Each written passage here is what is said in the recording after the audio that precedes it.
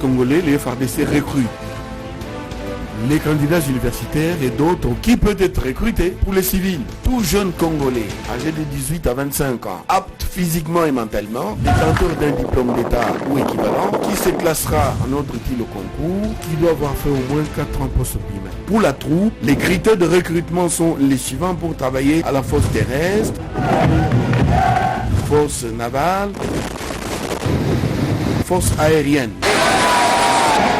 Être âgé de 18 à 25 ans, disposer d'une bonne santé physique et mentale et d'un bon casier judiciaire, avoir fait au moins 4 ans d'études post-primaires, savoir lire et écrire. Pour vous enrôler, présentez-vous dans les états-majors des régions militaires, dans les garnisons, au bureau des territoires et partout où se trouvent des structures militaires.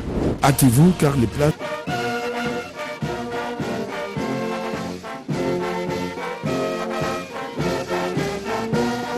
Le ministre national de la Défense, Gilbert Kabanda, a présidé samedi 28 mai 2022 la cérémonie de prestation des serments des lauréats de la 33e promotion ordinaire à l'Académie militaire de Kananga.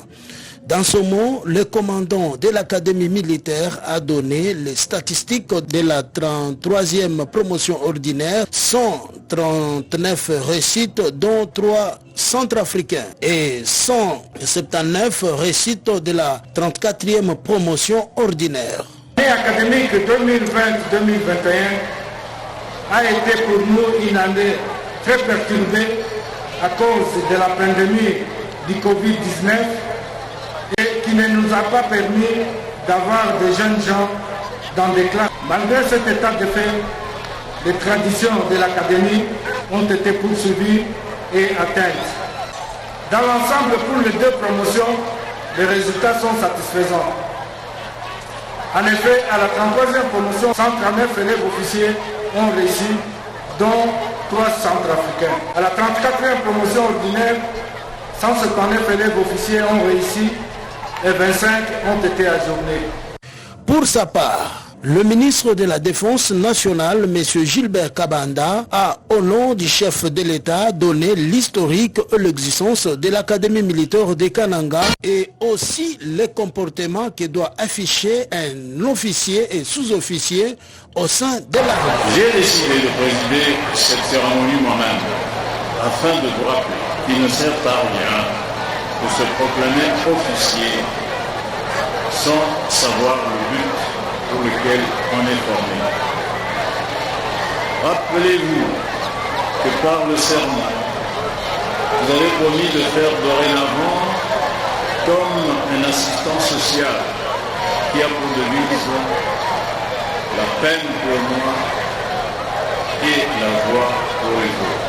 Rappelez-vous que par ce serment, vous avez promis à vos aînés, à vos cadets, à vos sœurs, à vos mamans, à vos papas et à l'est du pays que cesseront désormais viols, massacres et autres formes d'exaction contre leur personne.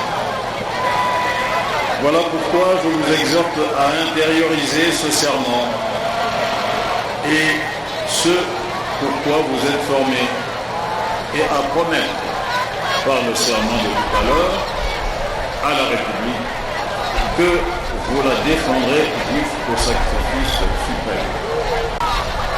Fidélité à la République démocratique du Congo, obéissance à la Constitution et aux lois de la République, défense de la nation avec amour et honneur, dignité et discipline, jusqu'au sacrifice suprême. Telles sont les valeurs du serment que vous venez de prêter et que vous devez porter partout où vous passez. Signalons que quelques cadeaux ont été remis aux lauréats ainsi que la proclamation des résultats.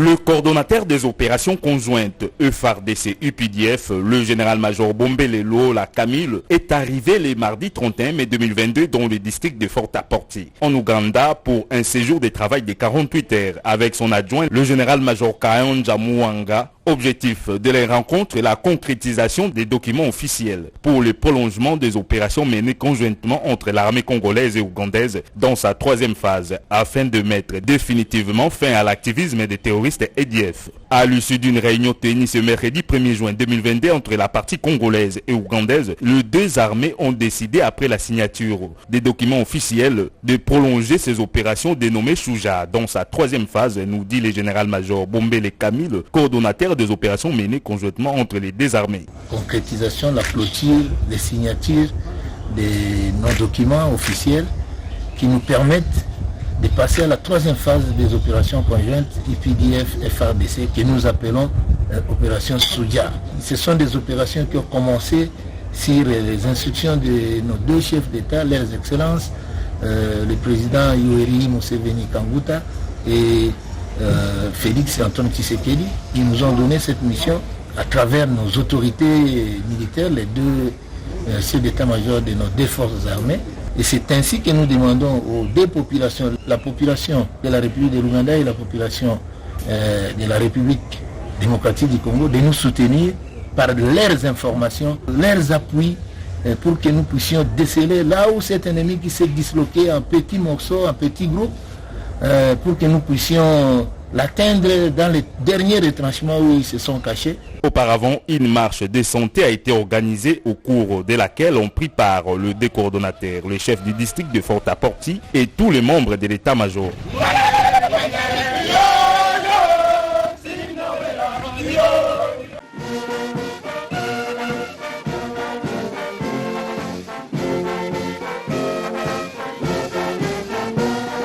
Un joli coup de filet vient d'être réalisé dans la ville de Lubumbashi par les éléments des services de sécurité. Ils ont mis la main sur 10 malfrats qui mettent mal à l'aise la population louchoise en particulier et okatangais en général. Ces bandits à main armée appréhendés sont regroupés en deux bandes, dont celle de 3 Ougandais résidant à Lubumbashi depuis 2019, se sont spécialisés en vol de véhicules de luxe, des coffres-forts et même dans la contrefaçon des différentes monnaies de plusieurs pays. Des tueries ne sont pas à effacer dans l'air actif car ils possèdent 6 armes, 2 pinces pour avoir l'accès facile dans des maisons et bien d'autres armes blanches. Quant aux 7 autres maîtrisés du côté Bel Air, sont des Congolais spécialistes dans des casses de vitres de domicile pour obliger de téléphones, télévision plasma et des grosses sommes d'argent. Leur présentation au vice-gouverneur du Haut-Katanga, Jean-Claude Kanfouakimimba, a eu lieu ce mercredi 6 avril 2022 dans l'enceinte du gouvernorat de province. Le numéro 2 de la province, qui s'est réjoui des efforts fournis par la police et l'armée pour appréhender ces hors-la-loi, a encouragé tous les services de sécurité en leur demandant de faire plus que ça pour la tranquillité de la population haut-katangaise. Du reste, Jean-Claude Kanfouakimimba laisse la latitude à la justice de dire les droits. Tous ces malfrats, ils doivent être établis en justice et puis répondre de leurs faits et qu'ils soient punis de façon exemplaire. Notre province est une province paisible.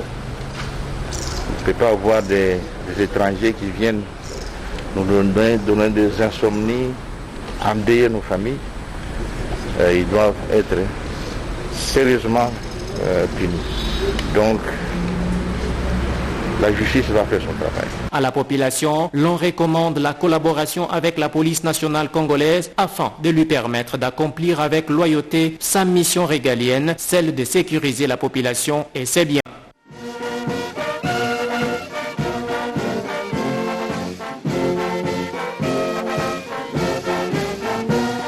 La spoliation des camps militaires et autres terrains destinés au FARDC préoccupe au plus haut point le gouvernement de la RDC. Pour ce faire, le gouvernement décide de lutter contre cette pratique illégale par le biais du ministre de la Défense nationale et des anciens combattants, le Dr Gilbert Kabanda Kourenga. C'est ainsi que la vice-ministre nationale, Séraphine Kilubu-Kutuna, séjourne à Kikwit, dans la province du Kwilu. Le numéro 2 de la Défense nationale est allé pour régulariser les dossiers de spoliation de plus de 50% des terres du camp colonel EBA situé dans la ville de Kikwit. À son arrivée, Séraphine Kiloubou était accueillie par les autorités militaires et civiles ainsi que la population. La vice-ministre a saisi cette opportunité pour appeler les habitants de cette partie du pays à soutenir le chef de l'État congolais Félix-Antoine Tshisekedi Tshilombo et les FARDC. Nos hommes en uniforme se trouvant pour l'instant au front à l'est de la RDC.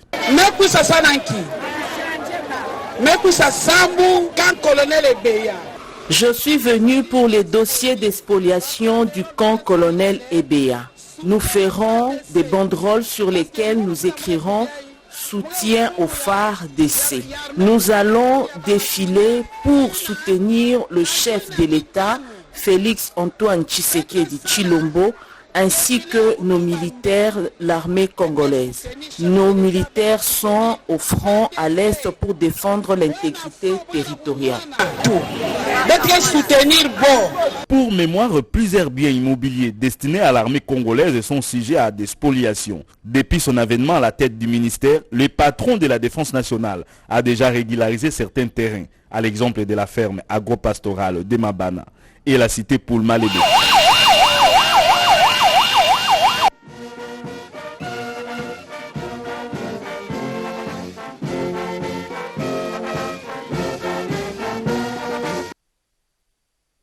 Pendant 3 jours, les instructeurs envoyés par le ministère de la Défense nationale et des anciens combattants se sont entretenus avec tous ces séminaristes sur des sous-thèmes ayant trait au respect des droits de l'homme dans la lutte contre la violence sexuelle. Les participants ont tour à tour apposé leur signature sur l'acte d'engagement de la mise en pratique de toutes les résolutions prises tout au long de cet atelier, en commençant par le général-major Smith Gianga, commandant de la 22e région militaire, suivi d'autres officiers supérieurs. Le vice-gouverneur a félicité tous les séminaristes pour leur participation active à cet atelier. L'armée doit se débarrasser de toute l'image négative en restaurant la confiance entre elle et sa population. À chacun, Jean-Claude Kamfa Kimimba a invité à faire la restitution à son unité de commandement sur toutes les matières acquises. Que les officiers réunis ici répartissent les bonnes pratiques auprès de leurs troupes.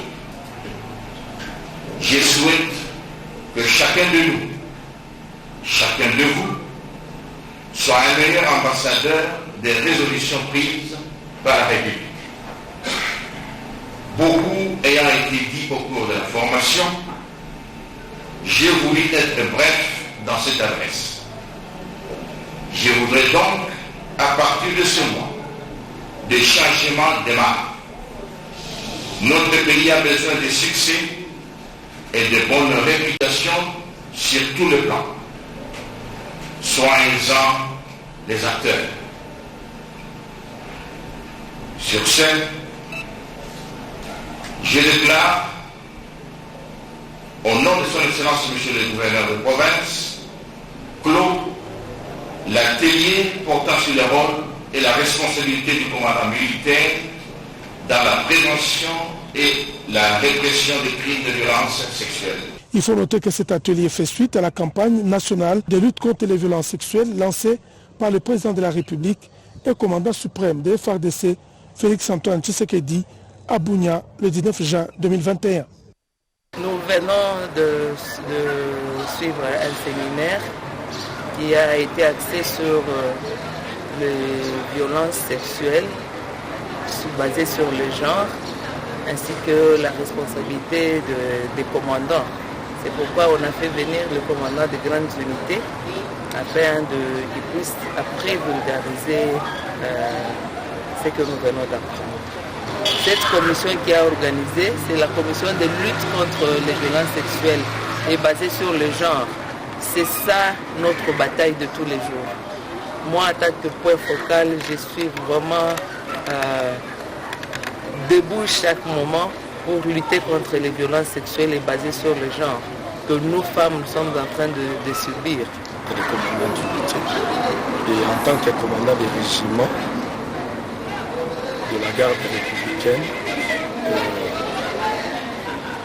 des séminaires pareils nous permettent à renforcer nos connaissances en la matière, surtout dans le cadre de lutte contre les violences sexuelles et celle basée sur le genre, dans le cadre de la prévention, dans le cadre de la sanction et des mesures pour mettre en œuvre toutes ces notions pour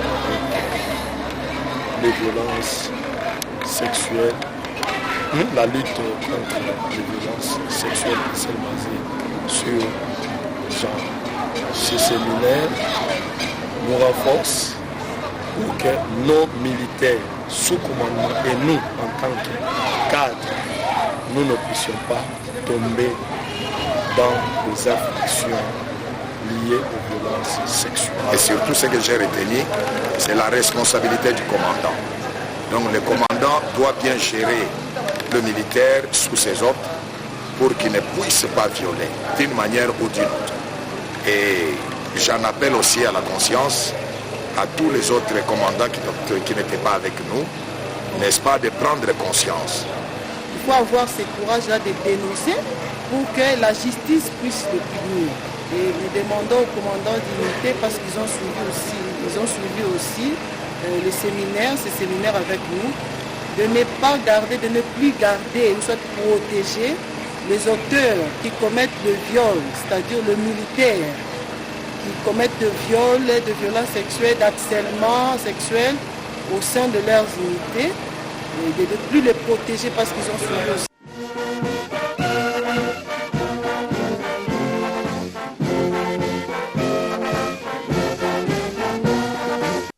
Des gouvernorats de province à la mairie, d'une commune à une autre, et la ronde effectuée par les commandants 31e région militaire, commandant en place, aux autorités de la ville de Kisangani, ce mardi 31 mai 2022 sur les soupçons de la présence des adeptes dans la ville de Kisangani.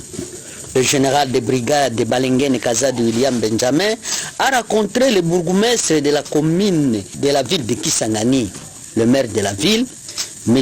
Jean-Louis Alasso, le gouverneur ad intérim, M. Jean Tongo.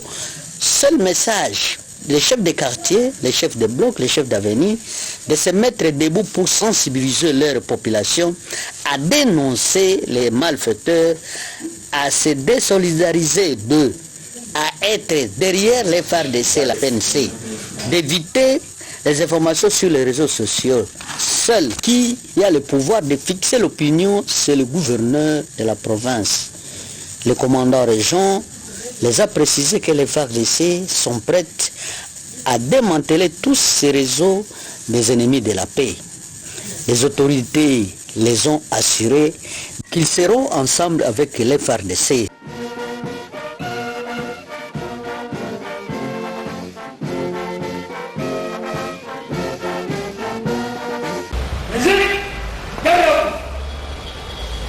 La Haute Cour militaire a tenu samedi 21 mai 2022 l'audience solennelle à l'occasion de la mort du général-major à la retraite Nawel Mukongo Kami, premier président honoraire de la Haute Cour militaire, survenu lundi 9 mai 2022 à Kinshasa des suites d'une maladie. La Haute Cour militaire, présidée par le général-major Kasongo Kilwili, a pris acte du décès du général Nawele, premier président émérite de la Haute Cour militaire, l'a délié de son serment de magistrat et autorisé son inhumation au cimetière Chemin du Paradis au mont Ngafula. Le corps du défunt est arrivé à 11h au siège de la Haute Cour militaire, 6 avenue Chaoumba, numéro 289, dans la commune de Gumbi, après sa levée de la morgue de l'hôpital du Cinquantenaire. C'était en présence du premier président de la Haute Cour militaire, le lieutenant-général Mutombo Katalai Tchendi Joseph, les magistrats militaires du siège et du parquet, les membres de la famille et autres distingués invités. Le général-major à la retraite Nawel Mukongo Kami était marié et père de 5 enfants. Il était détenteur d'une licence en droit privé et judiciaire de l'Université nationale du Zaïre, UNAZA, en 1974 et d'un diplôme d'études supérieures en 1995. Il est incorporé depuis 1974 au sein de la justice militaire et a gravi tous les échelons jusqu'au rang de premier président de la haute cour militaire avant de prendre sa retraite en mars 2016 avec honoraria et émérita. Que son âme repose en paix pour l'éternité.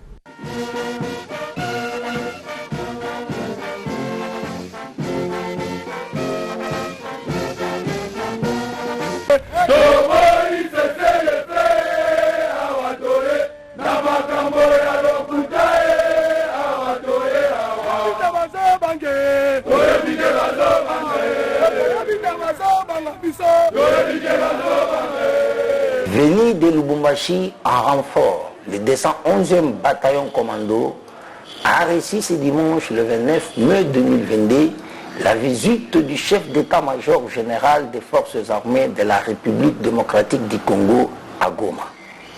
Le général d'armée Mbala Moussa Célestin a saisi cette opportunité pour galvaniser le moral des troupes des FARDC. Il a appelé chaque militaire à se sacrifier pour défendre l'intégrité de la République et protéger la population et ses biens. Ekolo Mobimba de la République démocratique du Congo etie miso epai na bino. Etie miso epai na bino pona te bobatela mboka Mongona azali kotante kobotola mwa eteni. Boyebi mission na biso ezali mission ya kobatela ndelo ya République démocratique du Congo.